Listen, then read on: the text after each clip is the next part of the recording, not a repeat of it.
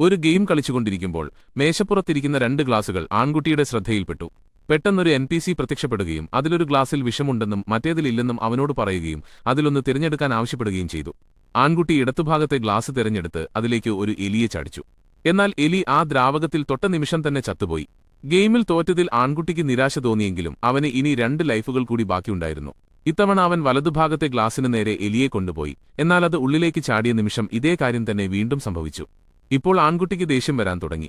2 തിരഞ്ഞെടുപ്പുകളും തെറ്റാണെന്ന് മനസ്സിലാക്കുമ്പോൾ വിദ്യാർത്ഥികൾ എങ്ങനെ പ്രതികരിക്കും എന്ന് പരിശോധിക്കാൻ സ്കൂൾ തന്നെ രൂപകൽപ്പന ചെയ്തതായിരുന്നു ആ ഗെയിം എന്ന് വ്യക്തമായി.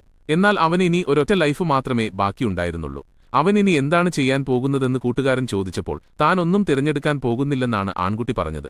തുടർന്ന് അവൻ എലിയെ നിയന്ത്രിച്ച് നേരെ NPCയുടെ കണ്ണുകളിലേക്ക് തന്നെ എറിഞ്ഞു. NPC വേദന കൊണ്ട് നിലവിളിക്കുകയും ആ നിമിഷം തന്നെ മരിച്ചു വീഴുകയും ചെയ്തു. ഒടുവിൽ ആൺകുട്ടി ആ ഗെയിം ജയിച്ചു. പക്ഷേ അവന്റെ കണ്ണുകളിലെ ആ സംതൃപ്തി കൂട്ടുകാരനെ ഭയപ്പെടുത്തുന്നതായിരുന്നു.